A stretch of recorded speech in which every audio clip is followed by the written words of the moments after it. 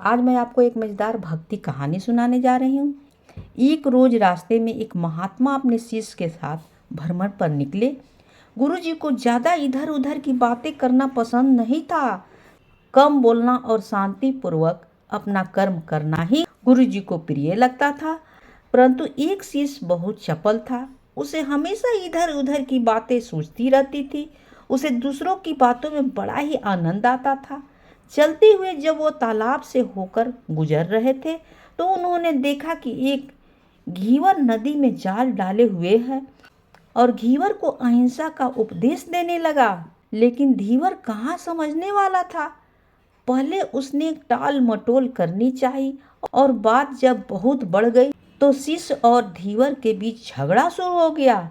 यह झगड़ा देखकर गुरुजी तो खुद को आगे बढ़ गए थे, लौटे और शिष्य को अपने साथ चलने को कहा। एवं शिष्य को पकड़कर ले चले गए। गुरुजी ने अपने शिष्य से कहा, बेटा, हम जैसे साधुओं का काम सिर्फ उलझना है, लेकिन ईश्वर ने हमें दंड देने के लिए धरती पर नहीं भेजा है। शिष्य ने पूछा, महाराज को न तो दंडों के बारे में पता है और न ही हमारे राज के राजा बहुतों को दंड देते हैं, तो आखिर इसको दंड कौन देगा। शिष्य की बात का जवाब देते हुए गुरुजी ने कहा, बेटा, तुम निश्चिंत रहो, इसे दंड भी देने वाली एक अलौकिक शक्ति इस दुनिया में मौजूद है, जिसकी पहुंच सभी जगह है। ईश्वर की दृष्टि सब तरफ है और वो सब जगह पहुंच जाते हैं। इसलिए अभी तुम चलो, इस झगड़े में पड़ना गलत होगा, इसलिए इस झगड़े से दूर रहो। शिष्य गुरुजी की बात सुनकर संतुष्ट हो गया और उनके साथ चल दिया। इस बात को ठीक 2 वर्ष बीत चुके थे कि एक दिन गुरुजी और शिष्य दोनों उसी तालाब से होकर गुजर रहे थे। अब 2 साल पहले वह घीवर वाली घटना भूल चुका था। उन्होंने उसी तालाब के पास देखा कि एक सांप बहुत कष्ट में था। उसे हजारों चींटियां नोच नोच कर खा रही थी। शिष्य ने यह दृश्य देखा और उससे रहा नहीं गया। दया से उसका हृदय पिघल गया था। वह सर्प को चींटियों से बचाने के लिए जाने ही वाला था कि गुरुजी ने उसके हाथ पकड़ लिए और उसे जाने से मना करते हुए कहा, बेटा, इसे अपने कर्मों का फल भोगने दो। अभी तुमने इसे रोकना चाहा तो इस बेचारे को फिर से दूसरे जन्म में यही दुख भोगना पड़ेगा, क्योंकि कर्म का फल अवश्य भोगना पड़ता है। शिष्य ने गुरुजी से पूछा, गुरुजी, इसने कौन सा कर्म किया है जो इस दुर्दशा में फंसा हुआ है।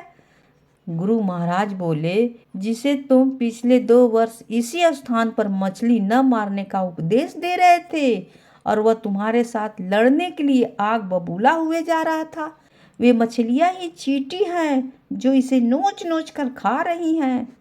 यह सुनते ही बड़े आश्चर्य से शिष्य ने कहा, गुरुजी, यह तो बड़ा विचित्र न्याय है। गुरुजी ने कहा, बेटा, इसी लोक में स्वर्ग नरक के सारे दृश्य मौजूद हैं। हर क्षण तुम्हें ईश्वर के न्याय के नमूने देखने को मिल सकते हैं। चाहे तुम्हारे कर्म शुभ हो या अशुभ, इसका फल तुम्हें भोगना ही पड़ता है। इसीलिए वे वेद में भगवान ने उपदेश देते हुए कहा है, अपने किए कर्म को हमेशा याद रखो, यह विचारते रहो कि तुमने क्या किया है, क्योंकि ये सच है कि तुमको वही भोगना पड़ेगा। जीवन का हर क्षण कीमती है, इसलिए इसे बुरे कर्म के साथ व्यर्थ न जाने दो। अपने खाते में हमेशा अच्छे कर्म की बढ़ोतरी करो, क्योंकि तुम्हारे अच्छे कर्मों का परिणाम बहुत सुखद रूप से मिलेगा। इसका उल्टा भी उतना ही सही है। तुम्हारे बुरे कर्मों का फल भी एक दिन बुरे तरीके से भुगतना पड़ेगा। इसलिए कर्मों पर ध्यान दो, क्योंकि वे ईश्वर हमेशा न्याय करता है। शिष्य गुरुजी की बात स्पष्ट रूप से समझ चुका था।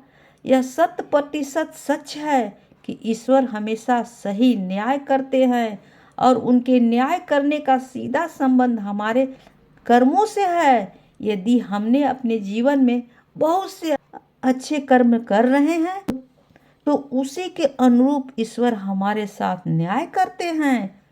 यह जीवन हमें इसलिए मिला है ताकि हम कुछ ऐसे कार्य कर सके जिसको देखकर ईश्वर की आंख में भी हमारे प्रति प्रेम छलक उठे।